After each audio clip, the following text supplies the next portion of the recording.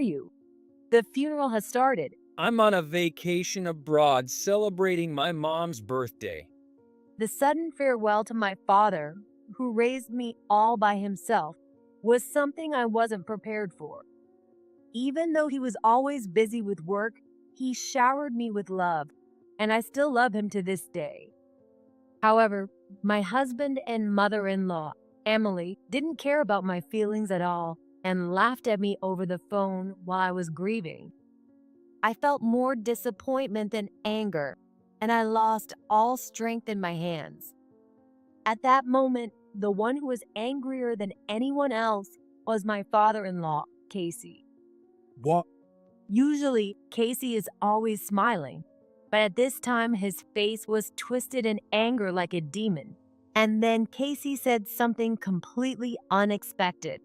Let's sell the house and leave those two with nowhere to return to. People like them aren't family. After my father's funeral ended, Casey immediately started taking action. What followed was a relentless punishment that left my husband and Emily's lives in complete chaos. My name is Kate Smith. At 30 years old, my life has been a monotonous routine between work and home. I've been working at a company that can't even be called a good work environment, and have missed out on any great relationships for the past 10 years. My father, Jack, was very worried about me. Hey, don't you want to get married? It's not that I don't, but work keeps me so busy that I don't really have the chance to meet anyone. It's a bit disappointing, but I'm happy spending time with you, Dad, so it's okay. Currently, I live with my father in our family home. My mother passed away when I was young due to illness. It was so long ago that I don't even remember it. So to me, my father was my only family. Now, my father is skilled in cooking and household chores, but it's surprising to think that he struggled a lot in the beginning. My father, who balanced work and raising a child, must have had much more difficult days than I do now. Thinking about that, I feel like I want to value the time with my father more than my own happiness. One day, my father brought up a marriage proposal to me. My colleague's son is looking to meet someone. How about just meeting him? At first, I was just thinking of meeting him to make my dad happy. But when I saw the man for the first time, I was instantly attracted to him. His name was Tanner Smith. He's 2 years younger than me and is supposed to be the next president of his father's company. He's a promising young man. With his bright personality, we quickly hit it off, and after a few meals together, Tanner proposed to me. And so, before I knew it, I, who had been far from love until now, was suddenly getting married. Our marriage was celebrated by many, including my friends and colleagues. Among them, my father was the happiest for us. I was really surprised when he gifted us a house from the real estate he managed. This is your new home, Kate. Build your own family and create happiness together. Don't be so formal, Dad. You'll make me cry. I couldn't help but tease my father, who spoke with such heartfelt words. With everyone's blessings, I felt like I had no choice but to be happy. And so, my married life, which started with such determination, was truly happy at first. However, about a month into living together, I began to see some unpleasant sides of Tanner. The thing is, I have to leave for work early.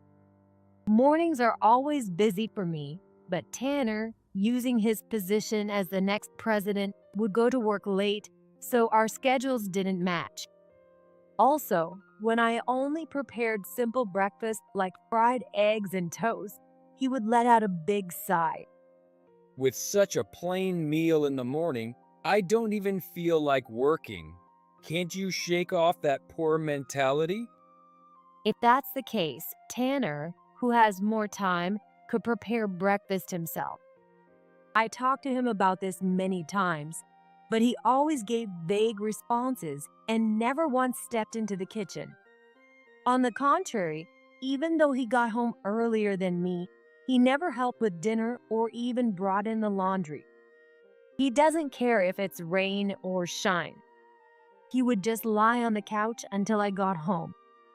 I know you're working hard, Tanner, but so am I. Can we please work together on the house stuff? No way, our positions are different. I'm the next president, and you're just a regular employee.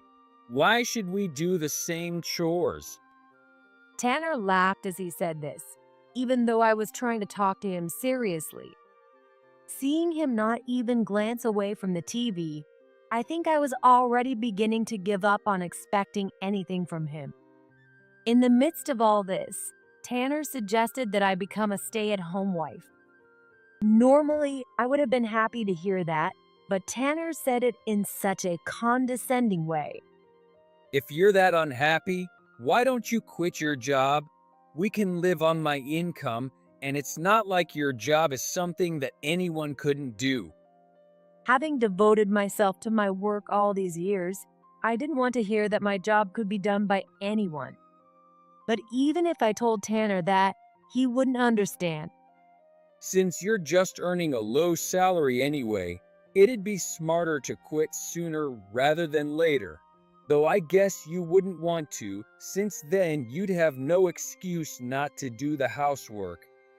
Even though Tanner said this with a smirk, which bothered me, I also knew I couldn't keep working forever. If I had a child, I'd need to take maternity leave. Judging by how Tanner is now, he probably wouldn't help with the housework even if I were heavily pregnant, and I doubt he'd take care of our future child. Considering all of this, I thought it might be necessary for me to become a stay-at-home wife sooner rather than later to take care of our home.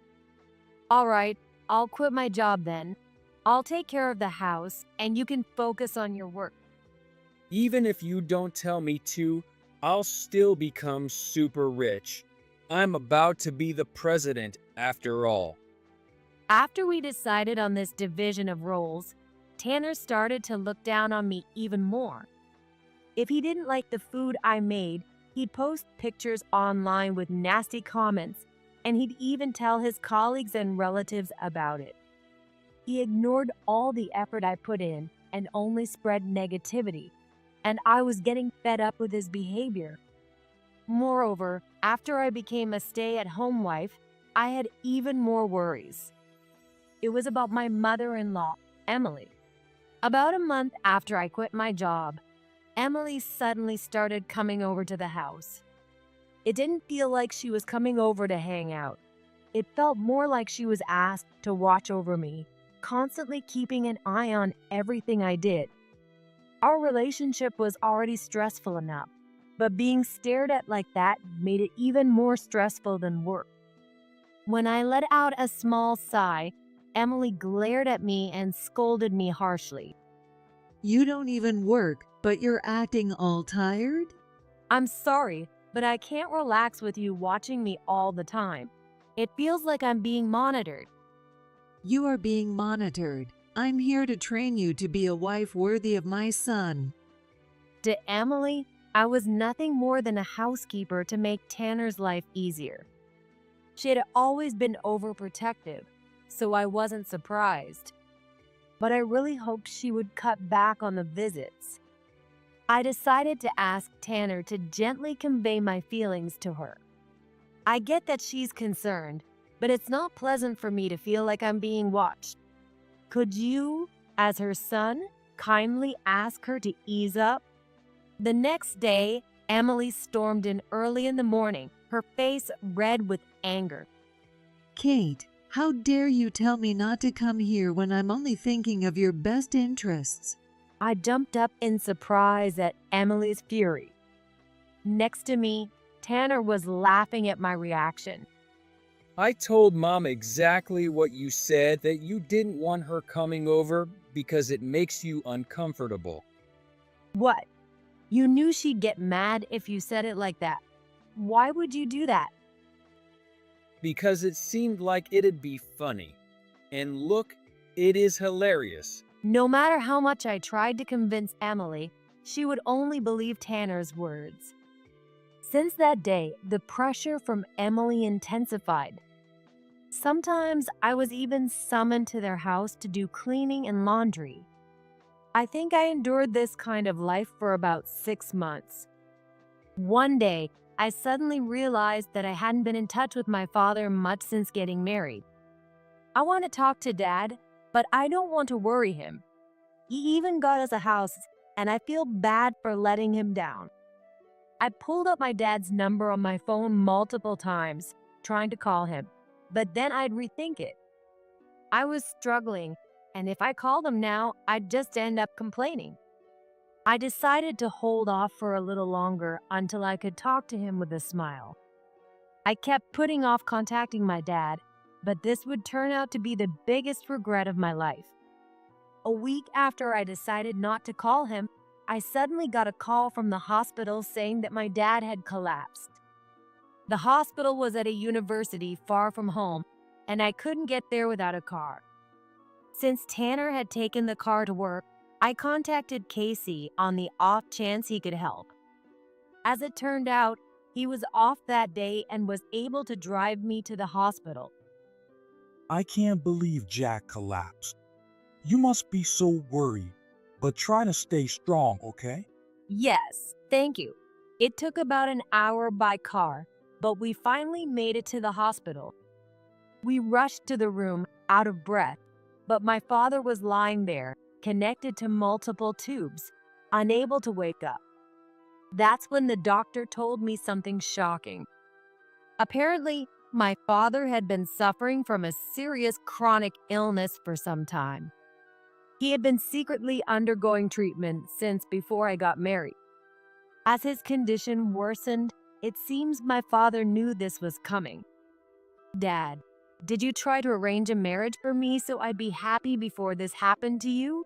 If that's the case, I didn't want this kind of married life. I wanted more time with my dad. I wanted to tell him that, but he wasn't waking up. I deeply regretted not calling him sooner.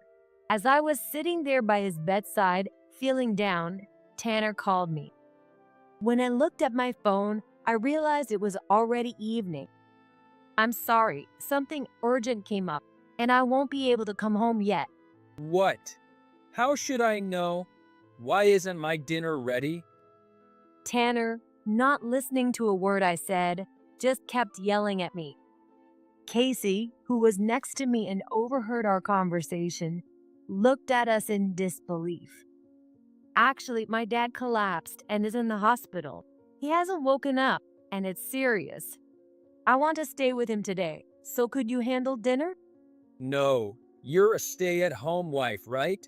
You don't get to slack off. Just come home and take care of the houses, then do whatever you want. Casey, unable to bear Tanner's words any longer, took the phone from me and scolded Tanner. I've been quiet this whole time. But what on earth are you saying? Kate's dad collapsed, and she's worried sick. Casey handled the situation with Tanner, and I ended up staying at the hospital that night. Let him handle the house himself. Only you can take care of Jack, so please stay with him. I'm heading home, but if you need anything, just let me know. Having been treated like a servant by Tanner and Emily, I was so touched by Casey's kindness that I almost cried. I thanked him sincerely and focused on taking care of my dad. Thanks to that, I was there when my dad briefly woke up. We were able to talk like we used to, even laughing together at times. After about an hour, my dad closed his eyes as if content, and he passed away. It all happened within a week of me being called to the hospital. After my dad's death, I had to quickly arrange the funeral. I asked Casey for help, and he immediately agreed. Thank you for relying on me. Of course, I'll help. I'll temporarily close the company. This is an important farewell for the family. I also contacted Tanner. When he answered the phone, he sounded extremely annoyed. What? your dad passed away, so you're finally coming back. The laundry is piling up, so hurry up. What kind of response is that? Anyway, my dad's funeral is tomorrow. You'd better be there. Yeah, the company's closed, so I'm free. I'll drop by. Even though he didn't have much of a relationship with my dad, his attitude was still appalling. I figured Emily would have a similar reaction, so I left it to Tanner to tell her. And so, the day of my dad's funeral arrived. Even though it was sudden, many people came to pay their respects to my father. He was always well liked by his friends and colleagues, so I'm sure he would be happy to see this. I felt proud as his daughter, but there was still one important person who hadn't shown up yet. Finally, the funeral started, and I could no longer wait. I couldn't help but call that person. Hello, Tanner? Where are you? The funeral has started. Despite all the reminders, Tanner and Emily hadn't shown up. On the other hand, Casey had arrived earlier than anyone and was helping me with everything. Apparently, Casey had heard that Tanner would be coming late with Emily. However, he didn't think they would actually miss it. When I asked where he was, I got a reply through a bad connection. Since it was hard to hear, I started the recording feature just in case. Sorry, but we're not gonna make it today. What do you mean? We're on an overseas trip for Mom's birthday. At first, I couldn't understand what Tanner was saying, but I could hear Tanner and Emily laughing over the phone. I couldn't find the words to say anymore. I just let their words wash over me. Actually, Mom's birthday is next month. We wanted to take a trip somewhere, but I've been busy with work. Since I finally got a day off today, we decided to take a quick trip. Traveling seemed way more fun than attending some funeral. Sorry for not being sorry. I could hear Emily's cheerful voice as well. Too shocked to respond, Tanner continued. So yeah, you handle the funeral. When we get back from the trip, I'll bring a souvenir to your dad's grave. That should be fine, right? Without waiting for my reply, Tanner hung up. I tried calling him back, but he didn't answer. I couldn't believe how completely inconsiderate he was. As I was struggling with what to do, Casey came to find me. Kate, if you don't come soon, it'll be over. What did Tanner say? Did they get stuck in traffic or something? Not knowing how to explain, I played the recorded conversation with Tanner. As Casey listened, I saw an expression of anger on his face that I had never seen before. What? Seeing usually kind Casey so angry made me stand up straighter. I was scared, but more than that, I was touched that he was this upset for my dad. This has to be some kind of joke, right? I can't believe even Emily would say something like that. No, Emily and Tanner are always like this around me. They don't care at all about me or my dad. As I explained what had been going on, Casey nodded firmly as if he had made a decision. Then he said something unbelievable. Let's sell the houses and leave them with nowhere to return to. People like that aren't family. What? Sell the house? Are you serious? Yes. I don't care what happens to people who can do something like this. I'm sorry, but I can't forgive them. True to his word, Casey started the process of selling their family home right after the funeral. Some of the funeral attendees worked at the same real estate company as my dad, and when Casey explained the situation, they were more than happy to help. I also decided to sell the house Tanner and I shared. There was no way our relationship could be repaired. Even if I stayed in that house after the divorce, I wouldn't be able to escape the bad memories. As Casey and I were filling out the paperwork, I asked him why he was so angry on my behalf. Actually, your father, Jack, helped me when I couldn't even afford a meal. He's the reason I'm alive today. Apparently, when Casey was younger, he failed in business and lost everything. My father found Casey in a park after he had lost his home and everything else. He took Casey in as one of his employees and paid him a salary. Later, when Casey decided to start a business again, my father gave him a piece of real estate for next to nothing. That property became part of the company Casey still works for today. If it weren't for Jack, I wouldn't be where I am now.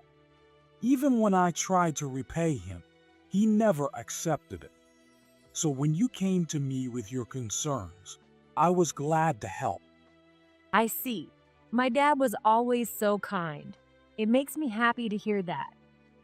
That's exactly why I can't forgive Tanner and Emily for trampling on his kindness. They need to pay for what they've done, both for Jack's sake and yours. Fueled by this resolve, Casey and I finished the paperwork. Tanner and Emily's house was quickly sold, and we both temporarily stayed in a hotel. I could manage for a while with my savings, but I knew I needed to find a new place to live soon. A week after the funeral, feeling more settled, I looked through the apartment catalogs given to me by my father's colleagues. As I was browsing, my phone suddenly rang. It was Tanner calling for the first time since the funeral. Hey, Kate, where are you right now? Where? I'm just relaxing at home. Don't lie. The house has been sold and all the furniture is gone. What the hell is going on? He must have just gotten back from the overseas trip. Even over the phone, I could tell how panicked Tanner was now that he had no place to return to.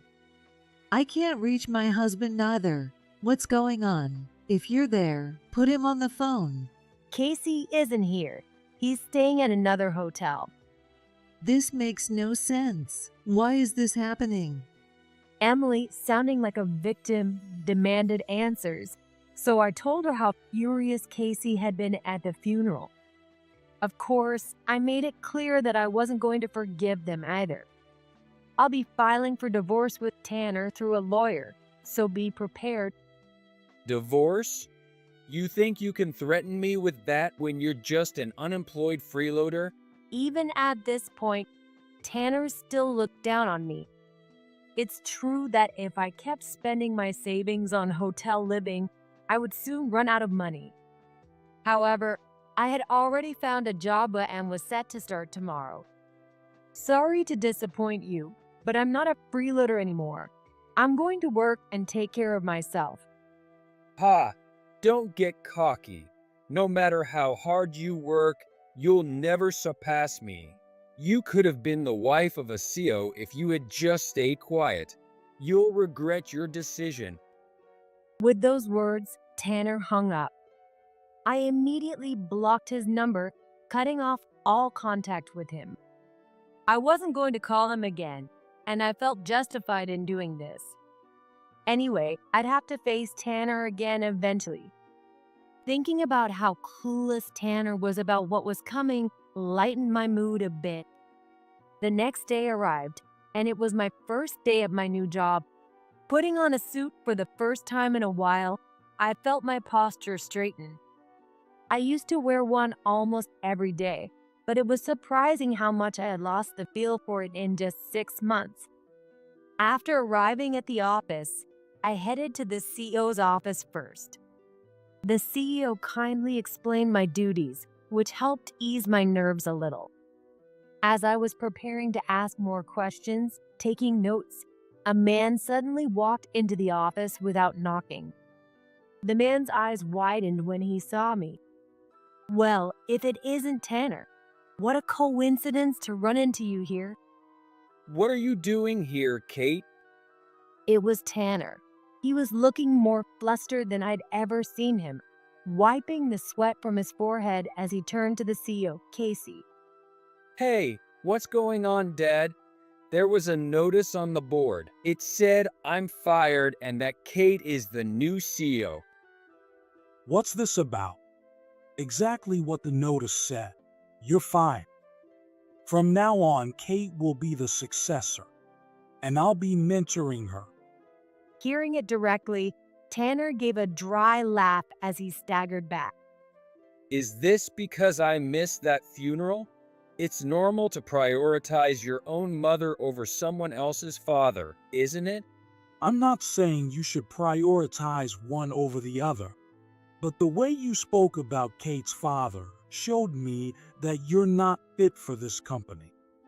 Tanner gritted his teeth and glared at me. I could hear him mutter something about me being a snitch. I regret it, okay? I just lost my temper that day. I've heard from Kate about your usual behavior. You've been treating her like a servant, making her do all the work while you criticize her cooking. There's no point in lying now. Casey cut him off, leaving Tanner at a loss for words.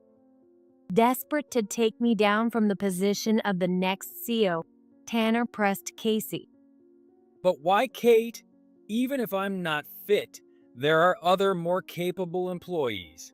Did you choose her out of pity? No, I chose her because I judged her to be the right fit based on her skills. Surely, you must have noticed that too? Tanner was once again at a loss for words after hearing Casey's statement. The truth is, after becoming a housewife, I wasn't just doing chores. It all started with small requests from Tanner.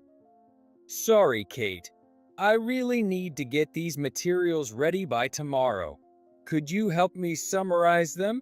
I have to go in early tomorrow, so I need to get to bed soon. Back then, Tanner wasn't as demanding, and I wanted to help him, so I did some simple paperwork for him. I was used to that kind of work from my time as an employee, so it didn't take much time. It was a nice change of pace, something I could do between chores or before bed. But those requests kept increasing, and the tasks became more complex. Before I knew it, I was doing work every day, including creating documents that required a detailed understanding of the company's operations. Meanwhile, Tanner continued to criticize me, saying I wasn't doing enough housework or that my cooking was bad. It's almost laughable. But thanks to all that, Casey recognized my abilities, so I guess I should be grateful that Tanner was such an over-the-top fool. Tanner, I wanted you to become a respectable person, so I burdened you with the responsibility of being the next CEO from a young age. But you used that as an excuse to look down on others. But I'm the chosen one, and I've worked hard, so what's wrong with that? Casey sighed deeply as Tanner complained in a pitiful voice. I felt more disappointment than anger at Tanner's pathetic display. Kate's father was a brilliant man who earned a lot of money. But despite that, he didn't look down on me when I was destitute. He recognized my potential and helped me.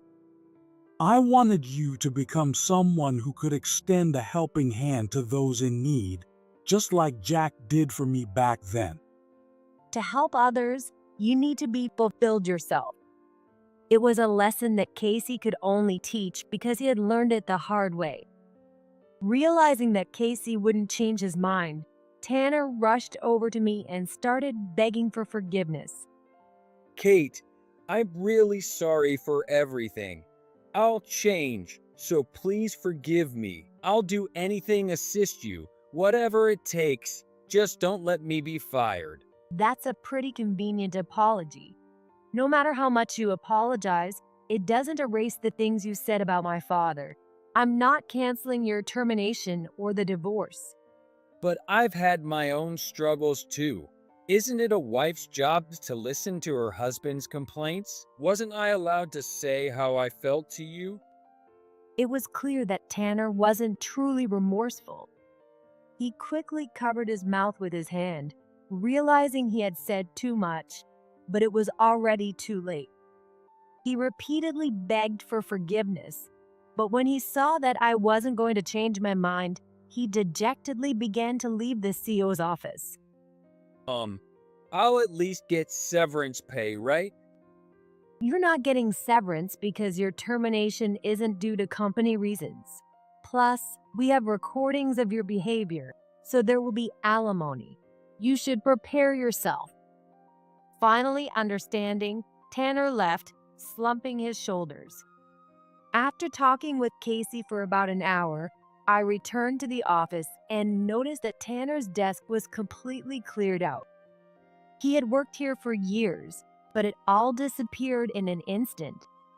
I made a mental note to never get so carried away that I lose everything like Tanner did. A week later, as I was slowly getting used to my new job, I returned home while it was still daylight.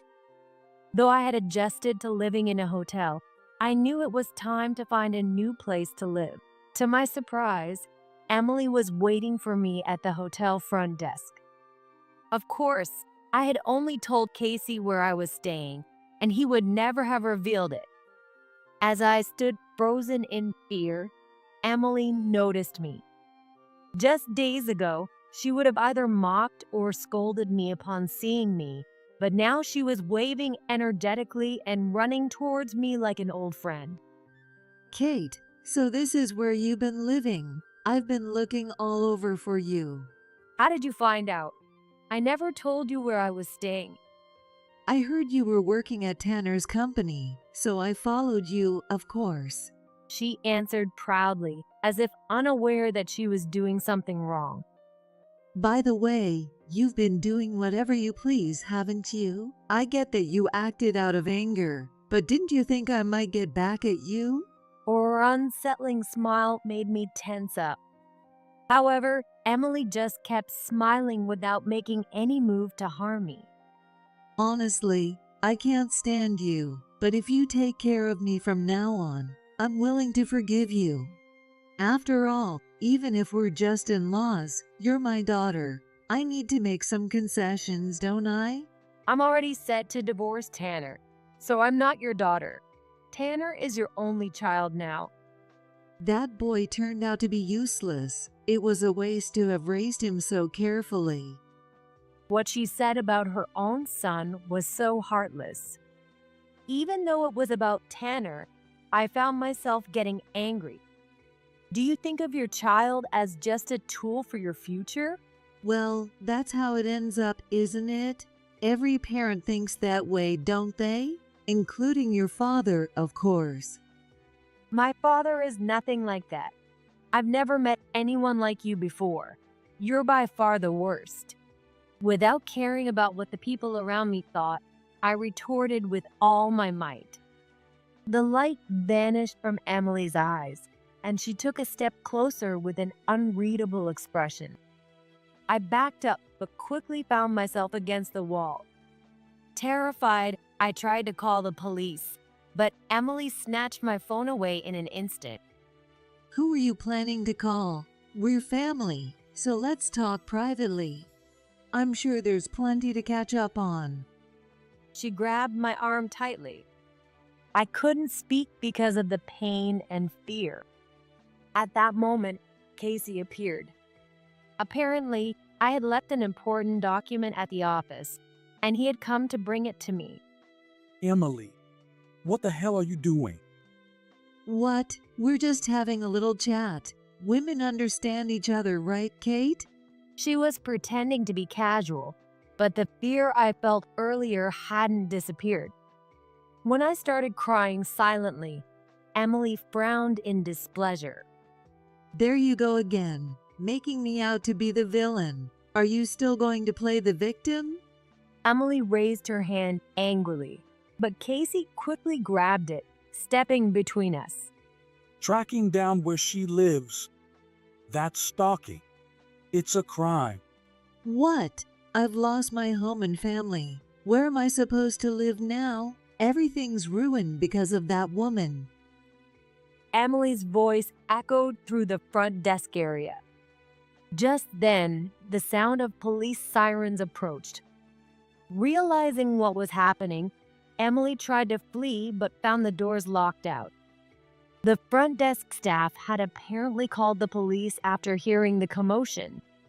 Seeing no way out, Emily suddenly began apologizing to me. I'm sorry, I won't come again. So could you please not involve the police? My relatives live nearby, and they'll find out. I don't care. You snoop around someone's house, get caught, and then have the nerve to ask for forgiveness? That's just outrageous. You're just like Tanner in that way. I've had enough of this. Let me at least punch you once. Just as Emily clenched her fist again, the police arrived and restrained her arms. Since she was caught in the act, they immediately handcuffed her. As she was being pushed into the patrol car, yelling the entire time, she was led to the station under the watchful eyes of the neighbors. At last, the fear she instilled in me was gone. Casey, thank you so much. As long as you're safe, that's all that matters. I can finally face your father with pride. Casey patted my head, and for a moment, I thought I saw my father smiling. Within a week, everything was finally resolved. I divorced Tanner, receiving $30,000 in alimony. Since he lost his job and didn't have any creditworthiness, I made him pay the full amount in one lump sum. Despite earning a high salary, he had absolutely no savings because of his reckless spending habits. He was already losing his income, and if I had allowed him to pay in installments, there was no telling when he might miss a payment or worse, skip out on the payments altogether. Tanner hated it, but he had to borrow money from a consumer finance company to pay me. The fact that I have to take out a loan, it's humiliating. His pride as a wealthy man was shattered at that moment. Once a man who swaggered as the next company president, he now struggles with job hunting and works multiple part-time jobs. He currently lives in a shabby apartment without a bath. I recently saw him working at a construction site nearby, looking gaunt and nothing like the man he once was. His hardships will likely continue, but he brought this upon himself. Meanwhile, Emily spent a few days in police custody.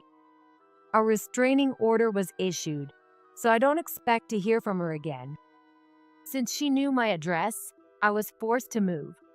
I also demanded $40,000 in damages from Emily for the mental distress she caused.